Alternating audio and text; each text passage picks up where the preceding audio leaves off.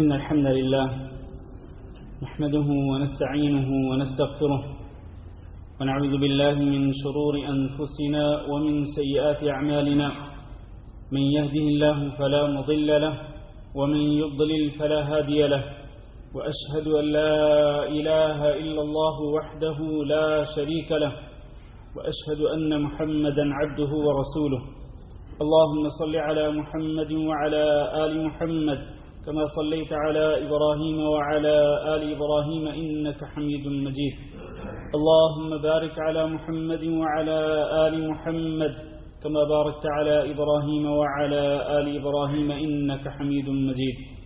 أما بعد، فإن خير الحديث كتاب الله، وخير الهدي هدي محمد صلى الله عليه وسلم، وشر الأمور محدثاتها، وكل محدثة بدعة، وكل بدعة ضلالة، وكل ضلالة في النار. أعوذ بالله من الشيطان الرجيم. يا أيها الذين آمنوا اتقوا الله حق تقاته ولا تموتن إلا وأنتم مسلمون. يا أيها الناس اتقوا ربكم الذي خلقكم من نفس واحدة وخلق منها زوجها وبث منهما رجالا كثيرا ونساء، واتقوا الله الذي تساءلون به والأرحام إن الله كان عليكم رقيبا.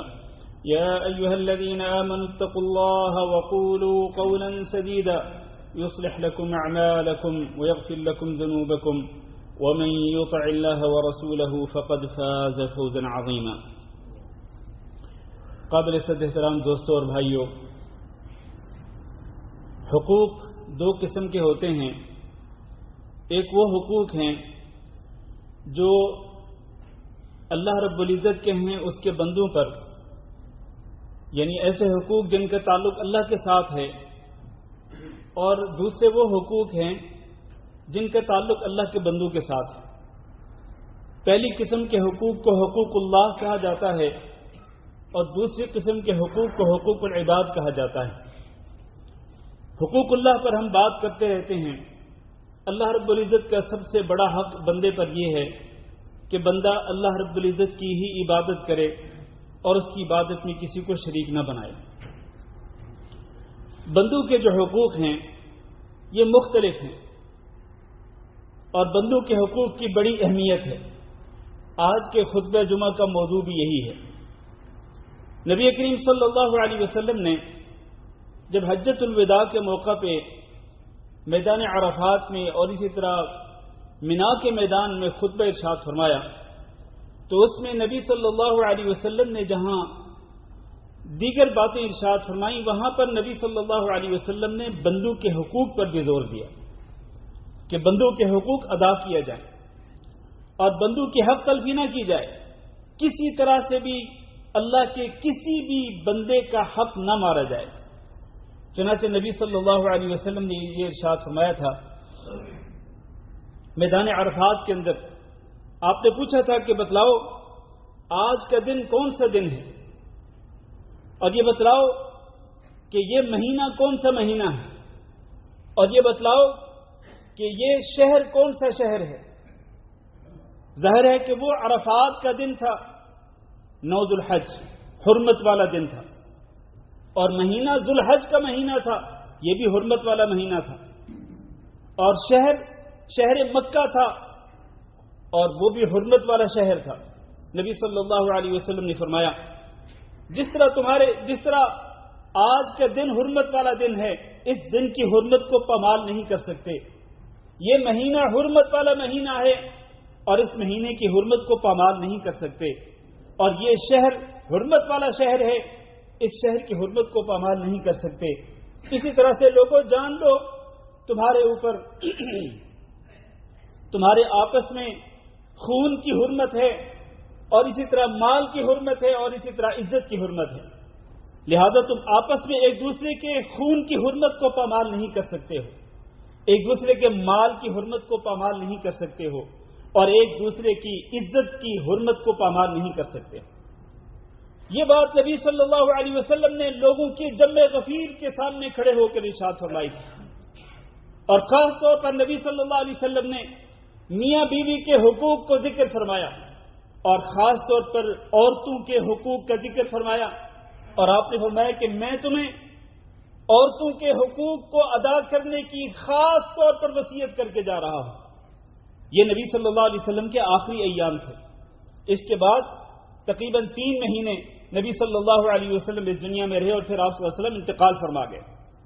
تو گویا اس امت کو نبی صلی اللہ علیہ وسلم نے جو وصیتیں کی، ان وصیتوں میں سے ایک وصیت عورتوں کے حقوق کو ادا کرنا ہے۔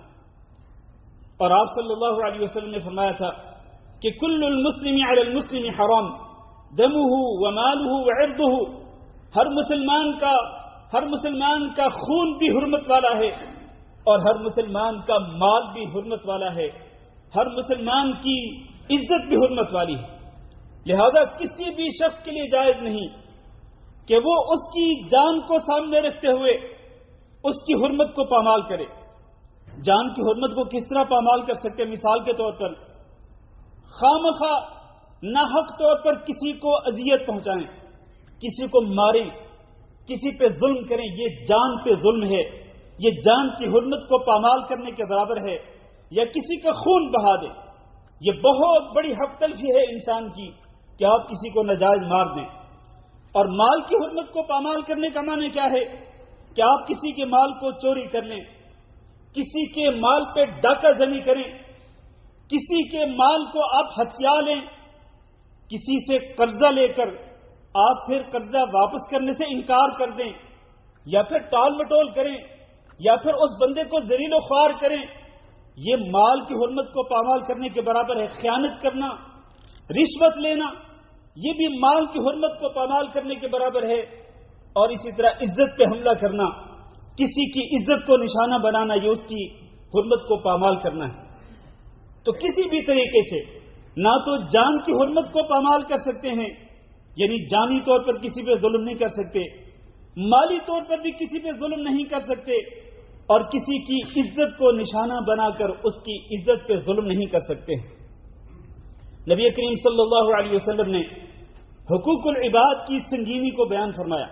حضرت ابو ہریرہ رضی اللہ تعالیٰ عنہ بیان کرتے ہیں کہ رسول اکرم صلی اللہ علیہ وسلم نے پوچھا، اتدرون ما المفلس، کیا تمہیں معلوم ہے کہ مفلس کون ہوتا ہے؟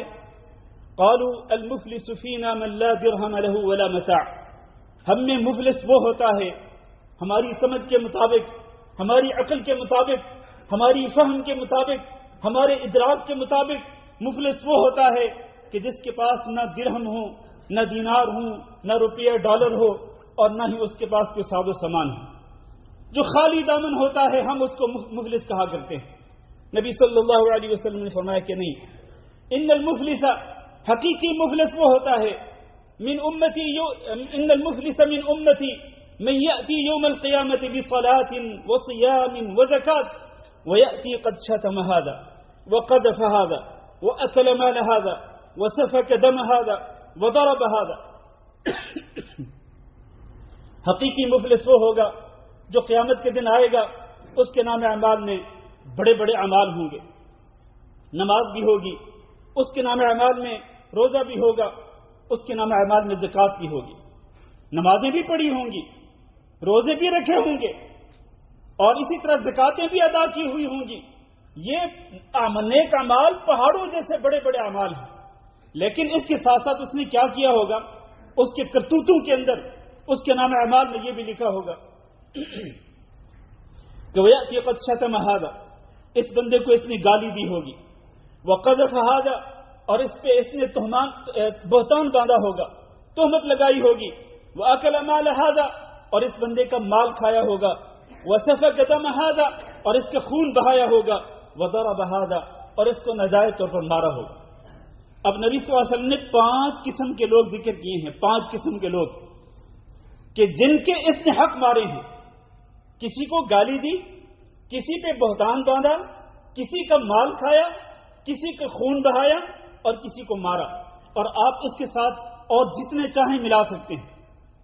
جن کے آپ حق مارتے ہیں، جن کی آپ حق تلفی کرتے ہیں، ان کو بھی شمار کر لیں تو قیامت کے دن ہوگا کیا؟ نبی صلی اللہ علیہ وسلم نے فرمایا کہ وہ بندہ جو روزے، نمازیں، زکاتیں لے کر کے آئے گا، اس کو ایک سائڈ پہ کھڑا کر دیا جائے گا، اور اس کے سامنے وہ لوگ ہوں گے جن کے اس نے حق مارے ہوں گے. اللہ تعالیٰ فرشتوں کو حکم دے گا کہ اس کی نیکیوں کو لو. یہ پہاڑوں جیسی جو نیکیاں لے کے آیا اور ان حقداروں کے اندر اس کی نیکیوں کو بانٹنا شروع کر دو. نبی صلی اللہ علیہ وسلم نے فرمایا کہ هَذَا مِنْ حَسَنَاتِي وَهَذَا مِنْ حَسَنَاتِي، اس کو بھی اس کی نیکیاں دی جائیں گی، اس کو بھی اس کی نیکیاں دی جائیں گی. جتنے لائن میں کھڑے ہوں گے اس سے مطالبہ کرنے والے ہر ایک کو اس کی نیکیاں دی جائیں گی. فَإِنْ فَنِيَتْ حَسَنَاتُهُ قَبْلَ أَنْ يُقْضَى مَا عَلَيْهِ أُخِذَ مِنْ خَطَايَاهُمْ فَطُرِحَتْ عَلَيْهِ ثُمَّ طُرِحَ فِي النَّارِ. اگر تو اس کی نیکیاں پوری ہو جائیں گی ان کے لیے، ان کے حقوق کے لیے تو ٹھیک ہے، لیکن اگر اس کی نیکیاں کم پڑ جاتی ہیں، ان کے حقوق زیادہ ہیں، ابھی ان کے حقوق ان کو پورے نہیں ملے، تو پھر اللہ تعالیٰ فرمائے گا فرشتوں کو کہ ان کے گناہوں کو لے کر اس کے کھاتے میں ڈال دو.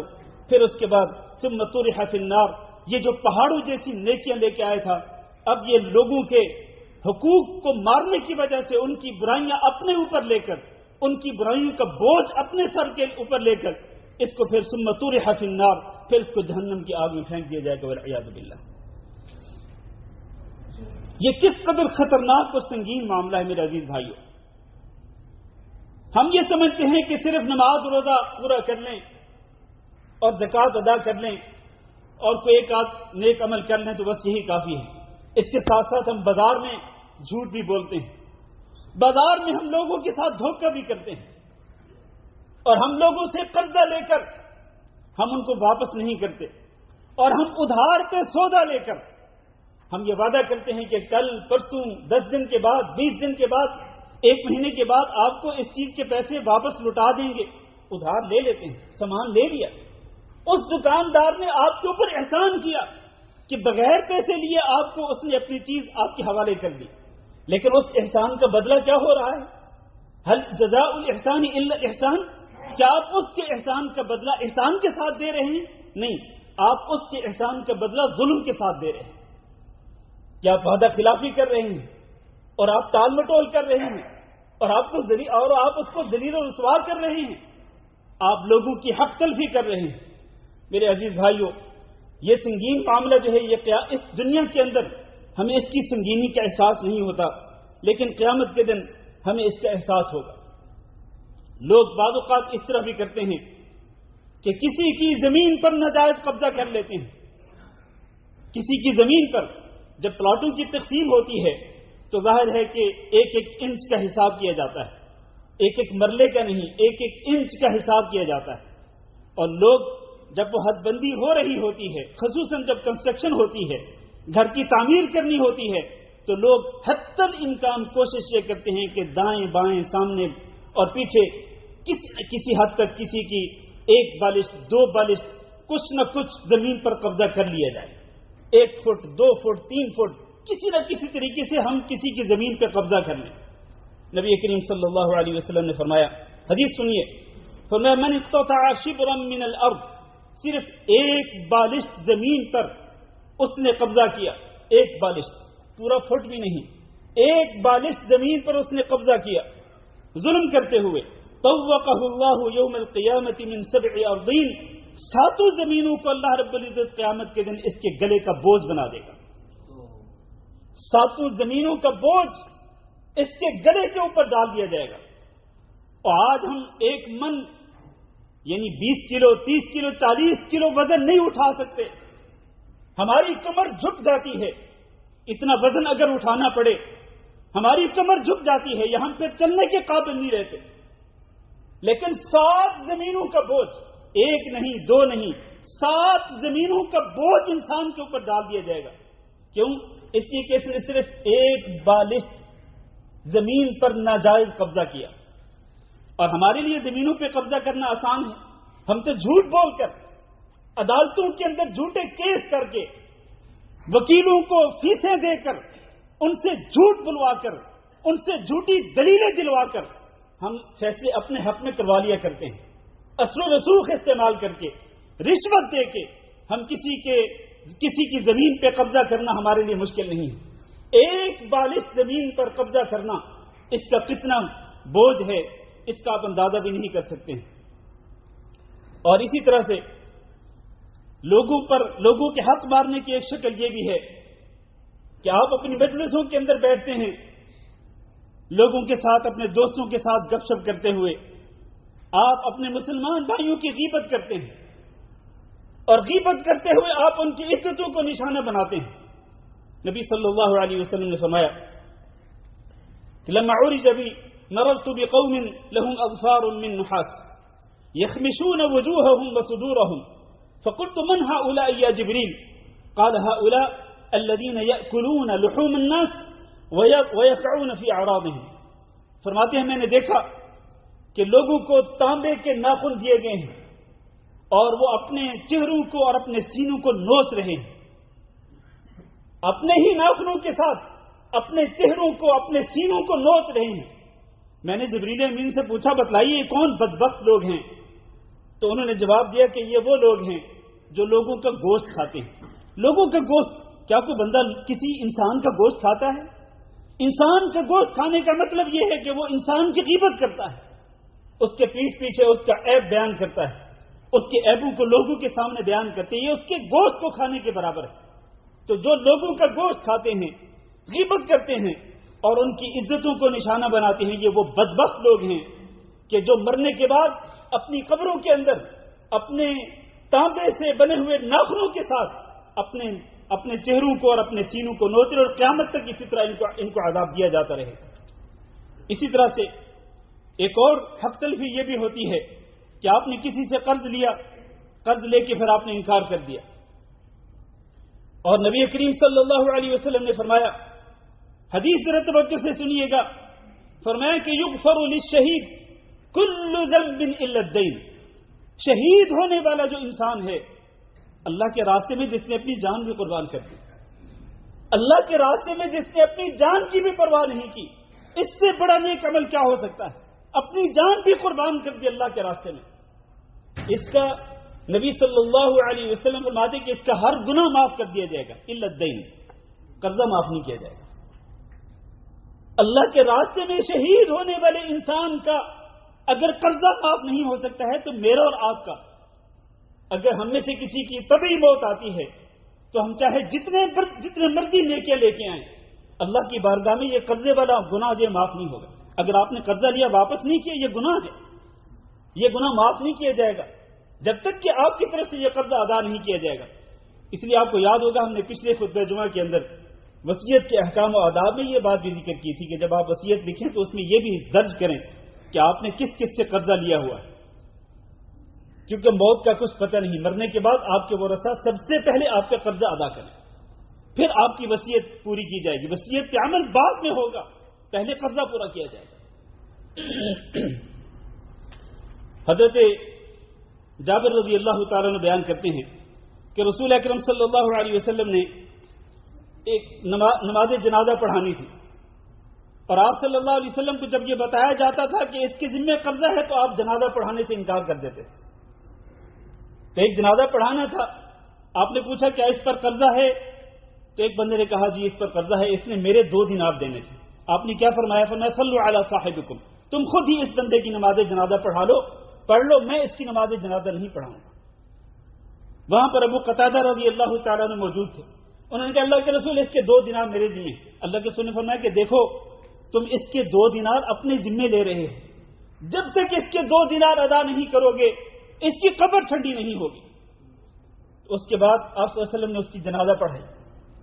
پھر کچھ عرصہ گزرا، نبی صلی اللہ علیہ وسلم کا آمنا سامنا ہوا، ابو قتادہ انصاری سے کہا وہ جو تم نے اپنے مسلمان بھائی کا قرضہ اپنے ذمہ لیا تھا کیا ہوا؟ کہا آج ہی میں نے ادا کیا۔ آپ نے فرمایا کہ آج ہی، الان اليوم بردت علیہ جلدہ، آج ہی تم نے اس کی جلد کو ٹھنڈک پہنچائی، اس سے پہلے قبر میں پڑے ہوئے اس کی جلد کو ٹھنڈک محسوس نہیں ہوئی، تم نے اس کے قرضے کو ادا کیا تو اب اس کی جلد کو ٹھنڈک پہنچی۔ اسی طرح میرے عزیز بھائیوں، ایک اور حق تلفی یہ ہوتی ہے کہ خامخواہ بے گناہ لوگوں کو اذیت پہنچائی جاتی ہے، کسی بھی طریقے سے اذیت پہنچائی جاتی ہے، خاص طور پر اپنے کسی بات سے، کسی قول سے یا کسی عمل سے، اور ان اعمال میں سے جن اعمال کے ذریعے آپ کسی کو اذیت پہنچاتے ہیں ان میں سے ایک عمل سگریٹ نوشی کرنا ہے۔ سگریٹ نوشی کے دھوئیں کے ذریعے آپ اپنے مسلمان بھائیوں کو اذیت پہنچاتے ہیں، حتیٰ کہ آپ اپنے کندھوں پہ بیٹھے فرشتوں کو بھی اذیت پہنچاتے ہیں۔ کیونکہ اللہ کے رسول نے فرمایا کہ ان الملائکہ تتأذى مما يتأذى منه بنو آدم، فرشتوں کو ہر اس چیز سے اذیت پہنچتی ہے جس سے بنو آدم کو اذیت پہنچتی ہے۔ سگریٹ نوشی جو نہیں کرتے ہیں ان سے پوچھیں کہ ان کو کتنی اذیت پہنچتی ہے سگریٹ نوشی کے دھوئیں کی وجہ سے۔ اور سگریٹ نوشی کرنا حرام ہے، حرام۔ لوگ تو اس کو مکروہ سمجھ کے ہلکا سمجھ لیتے ہیں، مکروہ کہہ کر، مکروہ نہیں حرام ہے۔ جو بندہ سگریٹ نوشی کرتا ہے اس سے میں اپیل کرتا ہوں، برادرانہ اپیل کرتا ہوں، اس کے ساتھ خیر خواہی کرتے ہوئے، اس کو نصیحت کرتے ہوئے کہ آج ہی توبہ کرو اور اس لعنت کو چھوڑ دو، ورنہ یہ لعنت آپ کے لیے تباہی بربادی کا ذریعہ بن سکتی ہے۔ اور اللہ کے رسول صلی اللہ علیہ وسلم فرماتے ہیں لا تؤذوا المسلمین، مسلمانوں کو اذیت نہ پہنچایا کرو، ولا تعیروہم، اور انہیں عار بھی نہ دلایا کرو، ولا تتبعوا عوراتہم، اور ان کے عیبوں کا پیچھا بھی نہ کیا کرو۔ کئی لوگ ایسے ہوتے ہیں جو جن کا کام یہ ہوتا ہے کہ وہ عیبوں کے پیچھے پڑے رہتے ہیں کہ کسی کا کوئی عیب میرے ہاتھ میں لگے، میری نظر میں آئے، مجھے پتہ چل جائے اور پھر میں اس کو بدنام کروں، اس کو ذلیل و رسوا کروں۔ تو فرمایا کہ لوگوں کے عیبوں کا پیچھا نہ کیا کرو، اس لیے کہ جو بندہ اپنے مسلمان بھائی کے عیبوں کا پیچھا کرتا ہے اللہ تعالیٰ اس کے عیبوں کا پیچھا کرتا ہے، اور اللہ تعالیٰ جب کسی کے عیبوں کا پیچھا کرتا ہے تو اس کو ذلیل و رسوا کر کے چھوڑتا ہے، حتیٰ کہ اس کے گھر کے اندر بھی اس کو ذلت و رسوائی جو ہے وہ نہیں چھوڑتی، اس کا پیچھا نہیں چھوڑتی، گھر کے اندر بھی وہ ذلیل و رسوا ہو کے رہ جاتا ہے۔ تو اس طرح سے بھی حق تلفی نہیں ہونی چاہیے۔ اسی طرح سے میرے بھائیوں، میں بات سمیٹتا ہوں، رسول اکرم صلی اللہ علیہ وسلم نے فرمایا من كانت له مظلمة لأحد من عرضه او شيء، کسی کا کوئی بھی حق ہو، چاہے اس کا تعلق عزت کے ساتھ ہو، مال کے ساتھ ہو، جان کے ساتھ ہو، کسی بھی قسم کا حق ہو، فَلْيَتَحَلَّلْهُ مِنْهُ الْيَوْمِ، آج ہی جس کے اوپر اس کا حق ہے یا جس کسی کا اس کے اوپر حق ہے تو آج ہی یہ حق اپنا معاف کروا لے، ورنہ پھر کیا ہوگا؟ اگر اس نے آج مرنے سے پہلے لوگوں کے حقوق اس نے ادا نہیں کیے، معاف نہیں کروائے، تو پھر قبل اللہ یکون دینار ولا درہم، وہ دن آنے سے پہلے کہ جس دن نہ دینار ہوگا نہ درہم ہوں گے۔ اگر اس کا نیک عمل ہوگا تو نیک اعمال اس کے تقسیم کر دیے جائیں گے، اور اگر نیک اعمال کے ساتھ ان کے حقوق پورے نہیں ہوں گے تو ان کے گناہ لے کر اس کے کھاتے میں ڈال دیے جائیں گے اور پھر اس کو جہنم میں پھینک دیا جائے گا۔ آخر حدیث بیان کر کے میں خطبہ ختم کرتا ہوں۔ میرے عزیز بھائیوں، بعض لوگ اپنے ماتحت لوگوں کے حقوق مارتے ہیں۔ آپ اگر کسی کمپنی کے مدیر ہیں، کسی کمپنی کے عہدے پر فائز ہیں، آپ مینیجر ہیں، آپ مسئول ہیں، تو آپ کے ماتحت لوگ جو ہیں ان کی بھی آپ کے اوپر حقوق ہیں۔ رسول اکرم صلی اللہ علیہ وسلم کے پاس ایک شخص آیا، کہنے لگے اللہ کے رسول میرے ماتحت کچھ لوگ ہیں، کچھ غلام ہیں، کچھ لوگ میرے ماتحت کام کرتے ہیں، اور وہ ایسے بدبخت ہیں کہ وہ مجھے جھٹلاتے ہیں، میں جو بات کرتا ہوں میری بات پہ عمل نہیں کرتے، میری نافرمانی کرتے ہیں، حتیٰ کہ میری خیانت بھی کرتے ہیں، اور میں کیا کرتا ہوں، میں ان کو گالی گلوچ بھی کرتا ہوں اور بعض اوقات ان کو مارتا بھی ہوں، ان کو سزا بھی دیتا ہوں۔ تو اب میرا معاملہ کس طرح ہوگا؟ اللہ کے رسول نے فرمایا کہ يحسب ما خانوك وعصوك وكذبوك وعقابك إياهم إن كان عقابك إياهم دون ذنوبهم كان فضلا لك عليهم وإن كان عقابك إياهم بقدر ذنوبهم كان كفافا لك لا لك ولا عليك وإن كان عقابك إياهم فوق ذنوبهم اقتص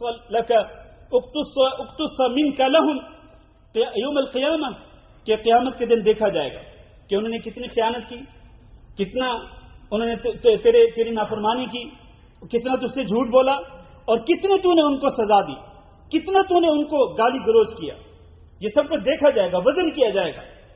اگر تو یہ دونوں چیزیں برابر ہیں، انہوں نے نافرمانی کی، تم نے ان کی نافرمانی کے بقدر ہی ان کو سزا دی، اور انہوں نے کوئی غلط کام کیا تم نے اتنا ہی ان کو گالی گلوچ کیا، اگر تو یہ برابر ہے پھر ٹھیک ہے، پھر تیرے اوپر کوئی بوجھ نہیں ہوگا۔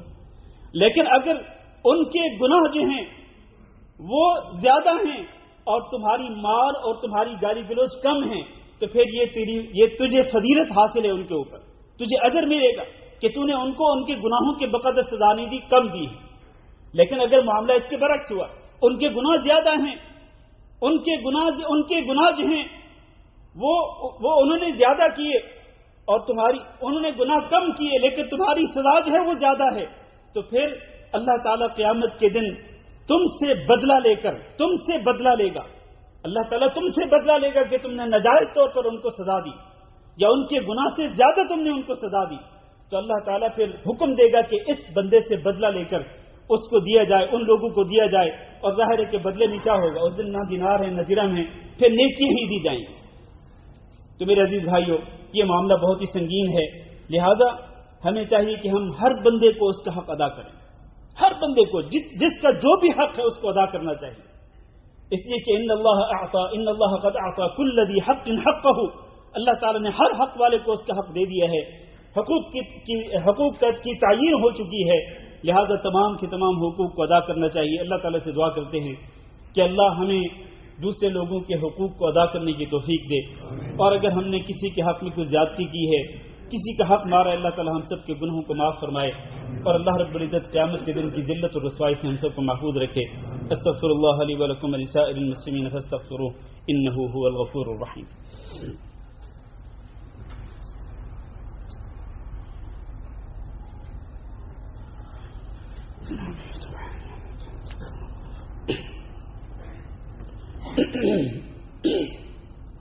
إن الحمد لله نحمده ونستعينه ونستغفره ونعوذ بالله من شرور أنفسنا ومن سيئات أعمالنا، من يهده الله فلا مضل له ومن يضلل فلا هادي له، وأشهد أن لا إله إلا الله وحده لا شريك له، وأشهد أن محمدا عبده ورسوله۔ اللهم صل على محمد وعلى آل محمد كما صليت على إبراهيم وعلى آل إبراهيم إنك حميد مجيد، اللهم بارك على محمد وعلى آل محمد كما باركت على إبراهيم وعلى آل إبراهيم إنك حميد مجيد۔ اما بعد، میرے عزیز بھائی اور دوستو، اسی موضوع کے متعلق بس ایک حدیث بیان کر کے خطبہ ختم کرتا ہوں۔ نبی کریم صلی اللہ علیہ وسلم کی ایک حدیث میں ہے کہ جب حبشہ سے جن لوگوں نے حبشہ کی طرف ہجرت کی تھی، جب وہ ہجرت کرنے والے مہاجرین واپس لوٹے تو نبی صلی اللہ علیہ وسلم نے ان سے پوچھا کہ تم نے حبشہ کی زمین پہ اگر کوئی عجیب و غریب واقعہ دیکھا ہو تو وہ تم میرے سامنے ذکر کرو۔ ایک صحابی اٹھا، اس نے کہا اللہ کے رسول، میں نے ایک عجیب و غریب واقعہ دیکھا اپنی آنکھوں سے، میری آنکھوں کے سامنے واقعہ رونما ہوا۔ وہ واقعہ کیا تھا؟ اس نے کہا کہ ہم لوگ بیٹھے ہوئے تھے حبشہ کی سرزمین پر، ہمارے سامنے سے یہ راہبوں میں سے ایک راہبہ عورت جو ہے، یعنی یہ جو کرسچن لوگ ہوتے ہیں تو ان میں جو عبادت گزار لوگ ہوتے ہیں ان کو راہب کہا جاتا ہے، تو ایک عبادت گزار عورت جو ہے وہ کرسچن تھی، وہ ہمارے سامنے سے گزری اور اس نے اپنے سر کے اوپر ایک پانی کا مٹکا اٹھایا ہوا تھا۔ ایک انہی لوگوں میں سے، حبشیوں میں سے ایک حبشی اٹھا اور اس نے عورت کے دو کندھوں کے درمیان میں پیچھے سے آ کر اس نے اپنے ہاتھ کے ساتھ اس کو مارا تو وہ منہ کے بل نیچے گر گئی اور اس کے سر کے اوپر جو مٹکا اس نے اٹھایا ہوا تھا وہ ٹوٹ گیا۔ چنانچہ اس کے بعد اس عورت نے کیا کہا، یہ الفاظ سننے والے ہیں، اس عورت نے کہا،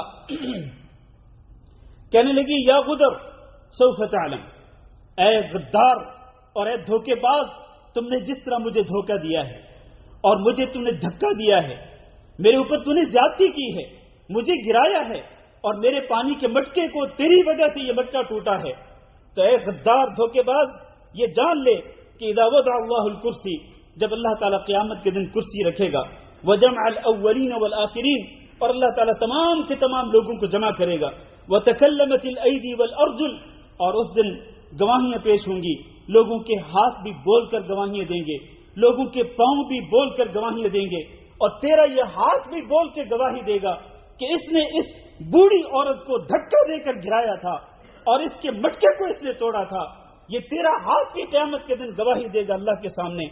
تو یہ ہاتھ اور اسی طرح سے یہ پیر جب قیامت کے دن اپنے اپنے گناہوں کی گواہی دیں گے تو اس دن تجھے پتہ چلے گا کہ تیرا معاملہ اور میرا معاملہ اللہ رب العزت کے ہاں کس طرح سے حل کیا جائے گا، کس طرح فیصلہ کیا جائے گا میرے اور تمہارے درمیان، اس کا فیصلہ قیامت کے دن ہو جائے گا۔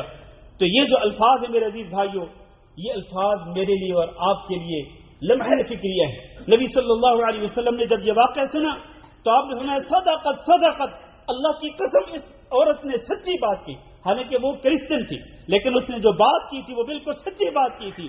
اس لیے اللہ تعالیٰ سے ڈرنا چاہیے کہ کل قیامت کے دن اللہ کی عدالت میں ایسا نہ ہو کہ ہمارے پاس نیک اعمال بھی ہوں، ہمارا پلڑا بھی نیکیوں کے ساتھ جھک رہا ہو، لیکن دوسری طرف لوگ آ جائیں جن کی ہم نے حق تلفی کی ہوگی، جن کے ہم نے حقوق مارے ہوں گے، وہ آ کر ہماری گریبان کو پکڑ لیں اور اللہ تعالیٰ سے گزارش کریں کہ اللہ اس نے ہمارے حق مارے تھے، اللہ اس سے ہمیں ہمارے حقوق کا بدلہ لے کے دے.